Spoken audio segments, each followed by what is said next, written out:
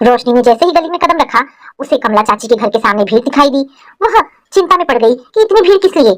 उसने सोचा कहीं रोहन, फिर अपने आप ही बड़बड़ा उठी, नहीं नहीं, कल रात दुर्घटना की खबर मिली और आज सुबह ही वह ट्रेन में बैठकर यहाँ आ गई।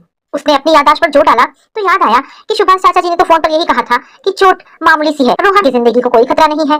फिर उसने घर पर भी फोन लगाकर बात की थी तो पापा ने भी यही कहा था कि टेंशन की कोई बात नहीं है, लेकिन तुम आकर देख जाओ तो अच्छा रहेगा। उसे दिल्ली रेफर कर दिया है। यह तो वह अंदाजा लगा रही थी कि दिल्ली भेजने का मतलब है कि चोट गंभीर ही होगी। गली में प्रवेश कर घर की ओर चलते चलते उसने अपने मन को समझाया कि दुर्घटना की खबर सुन आस पड़ोस के लोग इकट्ठे हो गए होंगे और आजकल हो रहे दुर्घटनाओं पर चर्चा हो रही होगी। उधेड़ बुन में वह घर के पास आ गई। सुभाष चाचा के घर की दीवार से ही रोशनी के घर की दीवार लगी हुई थी। वो पहले अपने घर में जाकर सारी जानकारी लेना चाहती थी, लेकिन जाने क्या हुआ कि किसी भीतरी प्रेरणा से अनायास उसके पैर सुभाष चाचा जी के घर के चबूतरे की ओर ही मुड़ गए। बाहर कई लोग इकट्ठे थे। उसे तेज झटका लगा। अंदर हिचकियों में डूबा गमजदा माहौल था। हॉल का कमरा बहुत सारी औरतों से भरा हुआ था। सबके चेहरे दुखी और उतरे हुए दिख रहे थे। प्राय सभी की आंखों से आंसू बह रहे थे। बिलख रही थी। कमला चाची के रुदन के स्वर कानों में पड़े तो उसने उन्हें देखा। वे रोशनी को देखकर दहाड़ मारकर रोने लगी और उठकर रोशनी की ओर लुढ़की। कमला चाची की हालत खराब थी। हमेशा सिर पर पड़ा रहने वाला पल्ला एक ओर गिरा पड़ा था। रोशनी अब भी मामला पूरी तरह समझ नहीं पा रही थी, लेकिन उसका मन अनिष्ट की आशंका से भर उठा। उसने मुश्किल से कमला चाची को संभाला और जमीन पर बैठ गई। पड़ोस की अम्मा जी ने रुदन भरे आवाज में बताया, उसकी सास तो सुबह 4 बजे ही उखड़ गई थी। उसका पोस्टमार्टम होना था, इसलिए घर पर भनक तक नहीं लग रही थी। अभी थोड़ी देर पहले ही सूचना आई है कि उसको लेकर आ रहे हैं, तैयारी कर लो। अम्मा जी का अंतिम शब्द तैयारी कर लो रोशनी को अंदर तक हिला गया। थोड़ी देर तक वह अपने आप को संभाले रही, पर खुद को रोक नहीं पाई और फूट फूट कर रोने लगी। कुछ देर बाद रोशनी की नजरें मनीषा को खोजने लगी। सोच रही थी कि उस पर क्या बीत रही होगी। 20 दिन ही तो हुए थे दोनों की शादी को, हाथ की मेहंदी भी नहीं छूटी होगी अभी। उसने देखा कमला चाची की दोनों बड़ी बहुएं औरतों के बीच बैठी है। फिर नजर आया नीचा सिर के मनीषा भी उन्हीं के पास बुत्सी बनी बैठी है। इच्छा हुई कि उसके पास पहुंच जाऊं, लेकिन पसोपेश में पड़ गई कि किन शब्दों से दिलासा देगी वह मनीषा को। उसे समझ नहीं आया, इसलिए मनीषा से बात करने का ख्याल उसने अंदर ही दबा लिया। वह भी गमजदा चेहरा लिए पहले से बैठी नाते गोते की औरतों के बीच बैठ गई। थोड़े समय बाद ही रोहन का निर्जीव शरीर दोनों भाई आंगन में लेकर आ गए। वे दोनों उदास से वहीं बैठ गए। बड़ा भाई डकार कर कहने लगा, हमने तो डॉक्टर से कहा था हमारा सब धन जायदाद ले लो, पर हमारा भाई वापस कर दो। हमारा तो भाई चला गया हमेशा के लिए। दूसरा भाई बोला, जिंदगी में कुछ नहीं रह जाता, कोई अपने साथ धन संपत्ति कुछ नहीं ले जाता, सब यही धरा का धरा रह गया। रोहन के चेहरे पर पड़े कपड़े को हटा दिया गया था। कमला चाची उससे लिपट लिपट कर रो रही थी और विलाप कर रही थी। मेरा लाल तू कहाँ चला गया? तू तो थोड़ी देर बाद आ रहा था। क्या इस हालत में आया है? तू गया तो उसको भी ले जाता। उसे कौन के भरोसे छोड़ गया रे? अरे नास हो उस बाइक वाले का, मेरे लाल को मार डाला। रोहन के शरीर पर चाची दहाड़े मारी थी, रो रही थी और रोशनी रोहन की बातें याद कर रही थी। उसके आते ही वह खातिरदारी के लिए घर सिर पर उठा लेता, चहकते हुए 2 दिन का प्रोग्राम फिक्स कर लेता और जब तक बात नहीं मनवा लेता पैर पकड़े बैठा रहता था। पर आज कितना शांत पड़ा था। उसके शरीर पर से कपड़ा हट गया था। नीचे दिखा कि उसका शरीर पॉलिथीन में लिपटा हुआ था जो खून से लथपथ हो रही थी। फिर भी उसका हंसमुख चेहरा ज्यों का त्यों था। ऐसा लग रहा था कि अभी बोल उठेगा। सभी लोग रो रहे थे। केवल मनीषा पत्थर की मूर्ति के समान चुपचाप बैठी थी। उसके चेहरे पर ना कोई भाव था और ना ही कोई प्रतिक्रिया। शरीर में कोई हलचल भी नहीं थी। वह निर्विकार भाव से सब देख रही थी। लोगों में कानाफूसी होने लगी। अरे इसको तो रुलाओ, नहीं तो पागल हो जाएगी। अरे पत्नी का रोना तो जरूरी है, यही तो छाती पीटेगी। उसे बताओ उसका सुहाग चला गया। कुछ औरतों ने उसे झिझोड़ना शुरू कर दिया। कई औरतों की आवाजें आने लगी, तुम्हारा सब कुछ चला गया बेटी, तुम रो, देखो रोहन को क्या हो गया। बड़े कोशिशों के बाद वह रोई तो नन्हे बच्चे की तरह हिया फाड़ कर किसी काटी जाती बच्चिया की तरह चिल्लाने लगी। उसकी चीख सुनकर रोशनी भी संवेग शून्य होती जा रही थी। पहले ऐसा मौका कभी नहीं आया था जब उसने पार्थिव शरीर को इतने पास से देखा हो, वह भी इतने असामयिक और विभत्स मौत। रोशनी ने मनीषा को देखा। उसके मायूस चेहरे पर बिंदी और मांग में सिंदूर था। कितना प्यारा चेहरा लग रहा था। उसे लगा अब ये सब चीजें उसे छीन ले जाएगी। बिना सिंदूर और बिन बिंदी के उसका चेहरा कैसा लगेगा। कमला चाची तो स्वयं विधवाओं की तरह रहने की पक्षधर है। याद है यही की पड़ोस की एक नन्ही लड़की जब विधवा हो गई थी और वह बिंदी लगाए चूड़ी बिछे पहने घूमती थी तो कमला चाची ने ही सबसे ज्यादा विरोध किया था। रोशनी की तंद्रा भंग हुई। कमला चाची विलाप कर रही थी। उन्होंने अपनी बिंदी और चूड़ी उतारकर फेंक दी और कहने लगी, भगवान तुम्हें सुहाग ही चाहिए था तो मेरा सुहाग ले लेते, पर मेरी बहू का सुहाग वापस कर दो। कहते हुए अपना सिर दीवार पर पटकने लगी। वे बीच बीच में बड़बड़ाती जा रही थी, बहू आज से तुम हमारी ही रोहन हो, हम तुम्हें कुछ नहीं होने देंगे, हम तुम्हें कहीं नहीं जाने देंगे। वे कुछ देर रुकती फिर बोलना शुरू कर देती थी। वे कहने लगी, मुझे पता होता कि मेरे रोहन की उम्र इतनी कम है तो मैं कभी भी उसका ब्याह नहीं करती, इसकी जिंदगी तो बर्बाद नहीं होती। रोशनी ये सब सुनकर हैरान थी। उसे लग रहा था कि कमला चाची मनीषा को ही दोष देंगी कि तू ही मेरे बेटे को खा गई, लेकिन चाची ने ऐसा कुछ नहीं कहा, बल्कि वे मनीषा के प्रति सहानुभूति दिखा रही थी। रोशनी को लग रहा था कि हो सकता है कि सबके सामने चाची मनीषा को कुछ नहीं कह रही है। रोहन चाची का सबसे लाडला बेटा, सबसे छोटा होने के कारण लाड़ का हकदार भी था। इसी वजह से मनीषा भी चाची की लाडली बहू है, लेकिन इस स्थिति में हर औरत बहू को ही डायन बताती है। सो रोशनी को लग रहा था कि बेचारी मनीषा, यह वाक्य कमला चाची ने उस दिन कहा था जिस दिन रोहन के ब्याह के बाद मनीषा ने किचन में प्रवेश किया था और इतने बड़े परिवार के लिए खिचड़ी बनाई थी। दरअसल मनीषा अलहड़ थी और अबोध भी। सुंदर ऐसी थी कि प्लास्टिक की गुड़िया लगे। उसकी सुंदरता देख दूसरी बड़ी बहुएं जल भुन गई थी। स्त्री सुलभ ईर्ष्या के कारण बचपन में मां मर गई, सो मां के लाड़ की भूखी थी। कमला चाची को देखा तो हुलस कर रो उठी। कमला चाची भी द्रवित हो उठी थी। फिर दूसरे दिन अपनी अटैची में से निकालकर अपना बचपन का एल्बम के फोटो सबको दिखा रही थी कि एक फोटो देख कमला चाची जर्सी हो गई। बचपन में मनीषा को किसी ने लड़के के कपड़े पहनाकर फोटो खींचा था, वो फोटो सामने था। रोशनी ने टोका तो कमला चाची ने यादों में बुदबुदाते हुए कहा, ऐसी ही तो लगती थी मेरी पम्मी, मेरी पल्लवी। फिर लंबी सांस खींचकर मनीषा को खींचकर सीने से लगा लिया था उन्होंने। सब हैरान थे। जालिम सास के रूप में ललिता पवार को लजा देने वाली चाची में यह बदलाव, और सबको याद आ गई थी पम्मी, चाची की सबसे छोटी बेटी जो बचपन में ही अचानक चल बसी थी। तब से कमला चाची मनीषा में बहू नहीं, संभवतः बेटी देखने लगी थी। रोहन के पार्थिव शरीर कफन में लपेटकर अंतिम यात्रा पर चल पड़ी। औरतें रोदन कर रही थी। कई घंटे ऐसे ही बीते। घर के पुरुष अंत्येष्टि करके वापस आ गए थे। रोशनी ने कंधा देने वाले पुरुषों के कंधों पर तेल लगाया जिससे उनके कंधों से अर्थी का बोझ उतर जाए। रिवाज के अनुसार विवाहित लड़कियां रुकती नहीं हैं। रोशनी भी जाने लगी तो कमला चाची की याचक निगाहों ने उसके पैर बांध दिए। वे फूट फूट कर रोने लगी।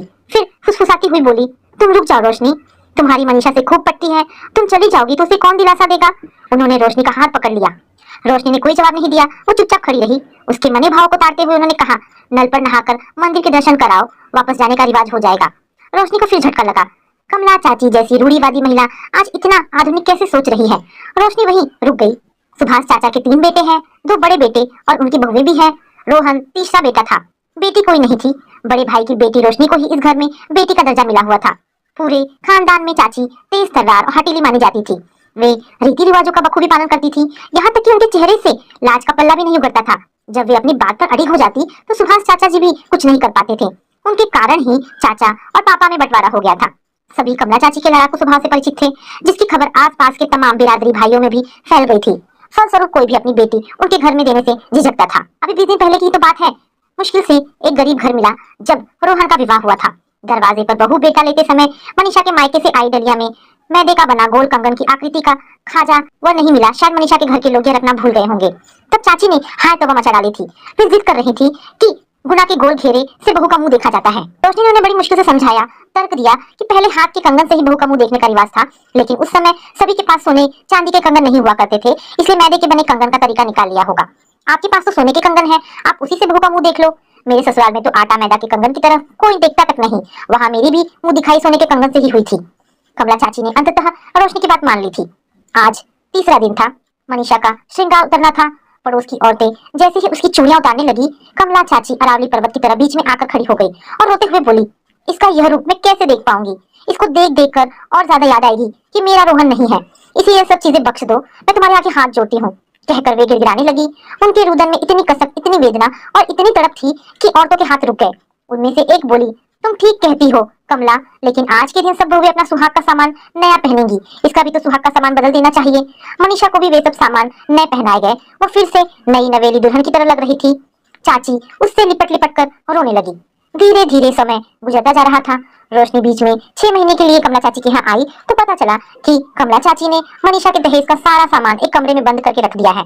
सब काम निपटने के बाद चाची रोशनी को एकांत में ले गई और धीरे से बोली, रोशनी अब तो तू एक अच्छा सा लड़का देख दे। उसने सुखी कहाँ भोगा है।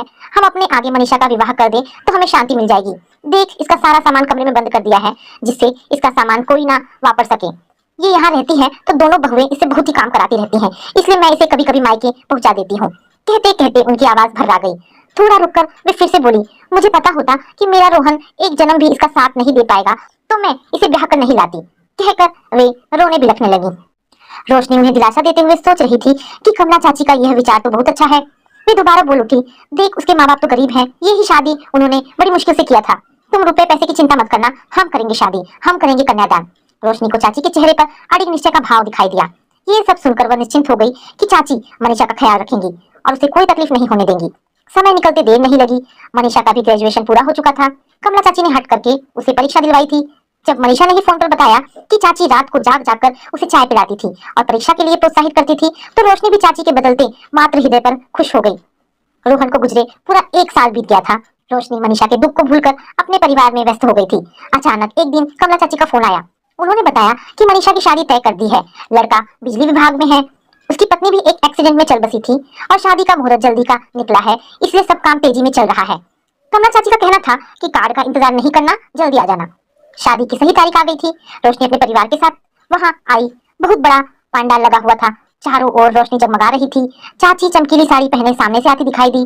वे रोशनी से गले मिली, बोली, आज मैं अपनी जिम्मेदारी पूरी कर रही हूँ। कहते हुए उनकी आंखें डबडबा गई। बारात आई। लड़का समझदार और व्यवहारिक लगा। शादी की सभी रीति परंपराएं चल रही थी। अचानक एक बहस का मुद्दा पंडितों के बीच चल पड़ा था कि लड़की की एक बार फेरे पड़ जाते हैं तो दूसरी बार नहीं पड़ते। कुछ देर तक तो चाची शांत होकर सुनती रही। वे शर्म की ओर से सब देख सुन रही थी। वहां कई बुजुर्ग भी थे। उनके सामने चाची ने कभी चेहरा भी नहीं उखाड़ा था। फिर मुंह कैसे खोलती कि बहस चलते बहुत देर हो गई। लड़के वालों की तरफ का पंडित भी यही कह रहा था कि हाँ, शास्त्रों में भी यही नियम है। सुभाष चाचा शांत मूक दर्शन बने बैठे थे, पर कमला चाची कहाँ शांत रहने वाली थी। वे विनम्र किंतु ऊंची आवाज में बोली, फेरे तो पड़ेंगे, फेरे से ही तो पति पत्नी बनेंगे, वचन हरेंगे तभी तो शादी का महत्व समझेंगे। जब लड़के के फेरे हो सकते हैं तो लड़की के फेरे क्यों नहीं हो सकते। उन्होंने कुछ देर तक पल्ले की ओर से सबके चेहरे तके, फिर बोली, मैं ज्यादा तो नहीं पढ़ी, लेकिन शास्त्र रचे किसने है, हम तुमने ही ना, फिर उसमें फेरबदल भी तो कर सकते हैं। चाची का तर्क काटने की हिम्मत वहां किसी में नहीं थी। चाची की बात सुनकर रोशनी खुश हो गई थी। अभी तक वह कुछ बोलने की हिम्मत नहीं जुटा पा रही थी, लेकिन अब चाची की हाँ में हाँ मिलाने लगी। कमला चाची के दोनों बड़े बेटे रोशनी को एक तरफ ले गए। एक बोला, जो कुछ हो रहा है वो तो ठीक है दीदी, लेकिन मम्मी के पास खर्च करने के लिए इतना रुपया कहाँ से आया। दूसरा बोला, हमें तो चिंता है कि कहीं मम्मी सब कुछ इसी पर ना लुटा दे। रोशनी हैरानी से उन दोनों के चेहरे देख रही थी। बाहर से खुश लगने वाले ये इंसान कितनी तुच्छ सोच रखते हैं। उस समय उन लोगों को शांत करने के इरादे से वह बोली, सब प्रोग्राम निबट जाने दो, फिर बात करेंगे। मनीषा की विदाई हो चुकी थी। कुछ रिश्तेदारों ने इस शादी का विरोध भी किया था, फलस्वरूप वे नहीं आए थे। जो आए थे वे भी विदाई के तुरंत बाद चले गए थे। शादी के बाद मंडप उखाड़ने के लिए कथा होनी थी, इसलिए रोशनी को रोक लिया गया। लेकिन मुख्य मुद्दा था कि रात में घर की पंचायत होनी थी। बड़े बेटों के मन में जो द्वंद्व चल रहा था उसका फैसला होना था। रात होते ही कमरे में सभी लोग बैठ चुके थे। रोशनी चाची की ओर मुखातिब हुई और बेटों की ओर इशारा करते हुए कहा, ये दोनों पूछ रहे हैं कि शादी में जो खर्च हुआ है इतना पैसा कहाँ से आया। सुभाष चाचा जी कोई जवाब देते उससे पहले ही चाची ने आंखें तरेरते हुए कहा, संपत्ति में सबको अधिकार मिलना चाहिए। अब तुम लोग अपने अपने रहने का इंतजाम कर लो। इस मकान को बेचकर हमने 4 हिस्से कर लिए हैं। 12 लाख में बिकी है यह मकान। तुम सबको 3-3 लाख मिल जाएंगे। 3 लाख हम दोनों पति पत्नी रखेंगे, उसी में बसर हो जाएगी। सुनते ही उनके पैरों तले जमीन खिसक गई। उन्हें लगा कि मम्मी पागल हो गई हैं। बड़े बेटे ने हकलाते हुए पूछा, 3 लाख और कहाँ गए।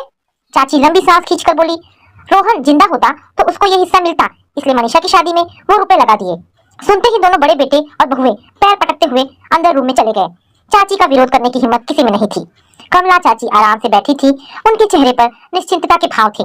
ऐसा लग रहा था कि उन्होंने मनीषा की विदाई करके रोहन की अंतिम विदाई आज की है।